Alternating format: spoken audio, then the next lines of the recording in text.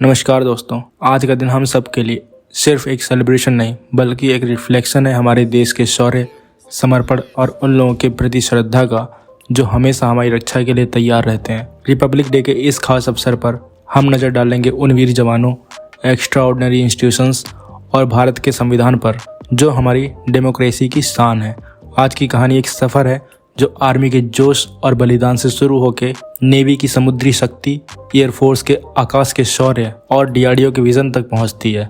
और इन सबके बीच हमारे शैडो वॉरियर्स यानी कमांडोज की कहानी भी है। तो चलिए शुरू करते हैं एक जर्नी जो हमें भारत के शानदार इतिहास और गौरव के बीच ले जाएगी। कहानी शुरू होती है हमारे भारत के सबसे पुराने और सबसे बड़े शौर्य के प्रतीक से, इंडियन आर्मी। ये वो बल है जो हर कदम पर भारत की धरती की रक्षा के लिए खड़ी है। इसकी शुरुआत 1776 में हुई थी ब्रिटिश ईस्ट इंडिया कंपनी के बंगाल नेटिव इन्फेंट्री के रूप में, लेकिन 1947 के बाद भारत के अपने सपनों और जुनून के साथ इंडियन आर्मी ने अपनी अलग पहचान बनाई। 1947 का कश्मीर कॉन्फ्लिक्ट था या 1962 का सीनो इंडियन वॉर, आर्मी ने हमेशा अपने बलिदान और हिम्मत का प्रमाण दिया है। लेकिन सबसे यादगार रहा 1971 का बांग्लादेश लिबरेशन वॉर, जिसमें ऑपरेशन ट्राइडेंट और ऑपरेशन कैक्टस लिली जैसे मिशंस ने भारत के समर्थन और लीडरशिप को दिखाया। कारगिल वॉर के बर्फीली पहाड़ों पर ऑपरेशन विजय का प्रबंधन एक मिसाल है टैक्टिकल ब्रिलियंस और अनपैरेलल्ड करेज की। और ये कहानी यहीं खत्म नहीं होती। आर्मी सिर्फ लड़ाइयों में नहीं बल्कि peace keeping missions, natural disasters और काउंटर टेररिज्म ऑपरेशंस में भी अपना योगदान देती है।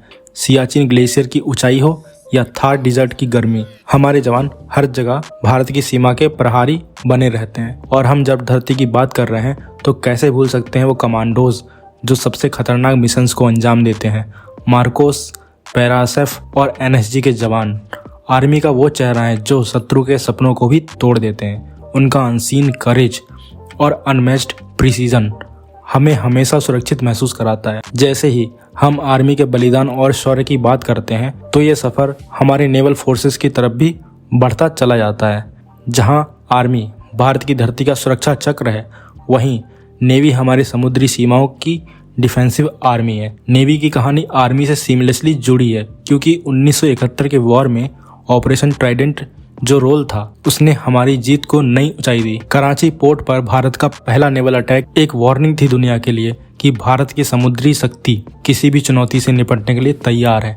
आज की नेवी एक ब्लू वाटर नेवी है जो इंडियन ओशियन के स्ट्रेटेजिक इंपॉर्टेंस को दिखाती है। आईएनएस विक्रांत और आईएनएस विक्रमादित्य जैसे एयरक्राफ्ट कैरियर्स और आईएनएस अरिहंत जैसे न्यूक्लियर सबमरीन्स ने भारत की मैरीटाइम सिक्योरिटी को और मजबूत बनाया है। लेकिन नेवी का रोल सिर्फ रक्षा तक सीमित नहीं है। 2004 के सुनामी के बाद जो रिलीफ ऑपरेशंस नेवी ने किए, उन्होंने भारत को एक ह्यूमैनिटेरियन पावर के रूप में भी दिखाया है। और नेवी के शैडो वॉरियर्स, मार्कोस या मरीन कमांडोज अपनी कोवर्ट ऑपरेशंस और मैरीटाइम काउंटर टेररिज्म के लिए मशहूर हैं। ये वीर समुद्र की रक्षा के अनसीन हीरोज हैं जो हमेशा अपनी ड्यूटी के लिए तैयार रहते हैं। नेवी के इस शौर्य को देखते हुए अब नजर डालते हैं भारत के आकाश के रक्षक इंडियन एयरफोर्स की तरफ। 1932 में बनी इंडियन एयरफोर्स का सफर ऊंचाइयों को छूने का है।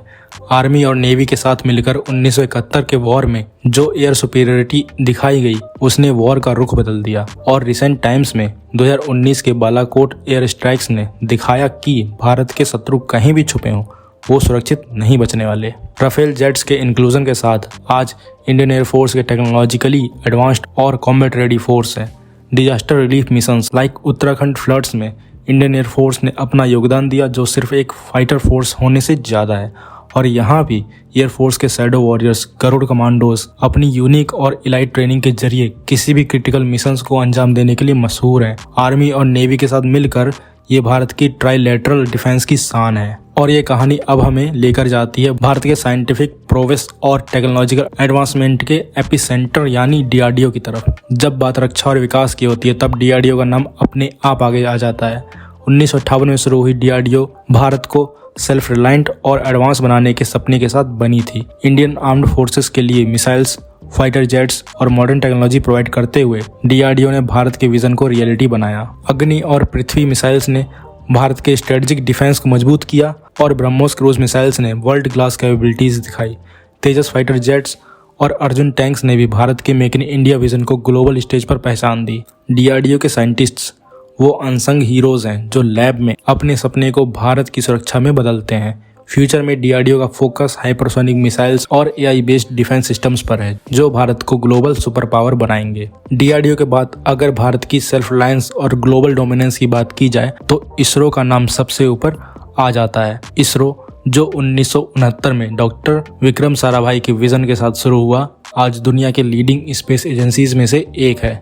चंद्रयान और मंगलयान जैसे मिशंस ने सिर्फ भारत को अंतरिक्ष की रेस में ही आगे नहीं रखा, बल्कि दुनिया को दिखाया कि लिमिटेड रिसोर्सेज के साथ भी एक्स्ट्राऑर्डिनरी सक्सेस कैसे हासिल की जा सकती है। इसरो के जीएसएलवी और पीएसएलवी लॉन्च व्हीकल्स ने न सिर्फ भारत के सैटेलाइट्स को स्पेस में भेजा, बल्कि दूसरे देशों के सैटेलाइट्स का भी सक्सेसफुल डिप्लॉयमेंट किया। ये बात भारत की टेक्निकल प्रोग्रेस और ग्लोबल पार्टनरशिप को दिखाती है। और अब गगनयान मिशन के साथ इसरो एक और माइलस्टोन अचीव करने की तैयारी कर रहा है, एक मैन्ड स्पेस मिशन जो भारत के सपनों को नए आसमान देगा। इसरो का रोल सिर्फ टेक्नोलॉजी और स्पेस एक्सप्लोरेशन तक सीमित नहीं है, साथ ही रिमोट सेंसिंग और कम्युनिकेशन सैटेलाइट्स के जरिए इसरो ने भारत के डेवलपमेंट और डिजास्टर मैनेजमेंट में भी अपना योगदान दिया है। ये एक मिसाल है कि कैसे साइंस और टेक्नोलॉजी को सामाजिक विकास के लिए इस्तेमाल किया जा सकता है। और रिपब्लिक डे परेड सिर्फ एक मिलिट्री डिस्प्ले नहीं, बल्कि भारत की यूनिटी और डाइवर्सिटी का प्रतीक है। राजपथ पर जब मार्चिंग कंटिंजेंट्स अपना शौर्य और डिसिप्लिन दिखाते हैं, तब भारत के हर नागरिक का सर फक्र से ऊंचा हो जाता है। और ये दिन सिर्फ आर्म्ड फोर्सेस का उत्सव नहीं, बल्कि भारत के संविधान का भी प्रतीक है। 26 जनवरी 1950 को लागू हुआ संविधान हमारे डेमोक्रेसी की शान है। ये हमें एक सोशलिस्ट और सेकुलर रिपब्लिक बनाता है। हर नागरिक का फर्ज है कि वो अपने राइट्स के साथ अपनी ड्यूटीज को भी समझे, ताकि भारत और भी ज्यादा मजबूत देश बन सके। और दोस्तों, आज का दिन रिपब्लिक डे सिर्फ एक राष्ट्रीय पर्व नहीं, एक प्रेरणा है कि हम अपने वीर जवानों, कमांडोज, साइंटिस्ट्स और संविधान के एफर्ट्स को समझें और सम्मान दें। आज हम अपने उन जवानों को याद करते हैं जो बर्फीली ऊंचाई से लेकर समुद्री गहराइयों तक अपना बलिदान देते आ रहे हैं। उनका जोश, उनका जुनून और उनकी निष्ठा हमें हमेशा प्रेरणा देते हैं। आइए एक श्रद्धांजलि देते हैं उन बलिदानी वीरों को जिन्होंने हमें आज़ादी दिलाई और भारत के हर आम आदमी को एक खास संविधान दिया। ये वही लोग हैं जो अपनी ज़िंदगी दांव पर लगाकर हमारी सुरक्षा और समृद्धि के लिए काम करते हैं। मिलकर इन्हें सल्यूट करें और भारत को और मजबूत बनाने का संकल्प लें। तो wish you again happy Republic day. मिलते हैं नेक्स्ट वीडियो में। Thanks for watching. जय हिंद, जय भारत।